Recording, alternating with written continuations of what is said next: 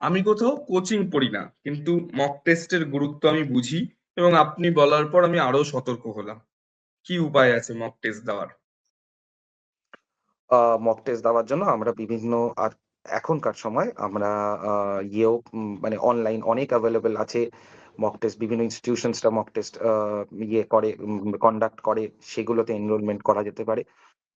যদি আমার কাছে, আমি এইটা আজকে পশ্চিমবঙ্গের যা চরিত্র বা ভারতবর্ষের যা চরিত্র, আমরা এটা দেখি যে অনেক গরিব বাড়ির ছেলে, তাদের সেই ফিন্যান্সিয়াল ক্যাপাসিটিটা থাকে না যে তারা গিয়ে একটা জি, আরেকটা করে এনরোলমেন্ট করবে। তো তারা কি করতে পারে? একদম।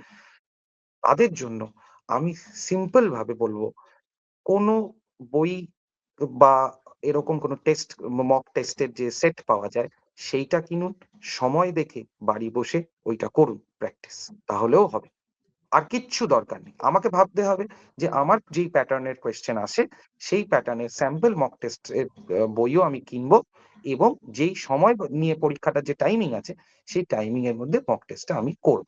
দরকার হলে আমি লাস্ট ২০ মিনিট কম সময় নেব। কারণ আমাকে ভাবতে হবে ১৫ থেকে ২০ মিনিট আমার ওএমআর ফিল করতে লাগবে। তো সেই সময়টা বাদ দিয়ে বাকিটা আমি পেপারটা সলভ করব।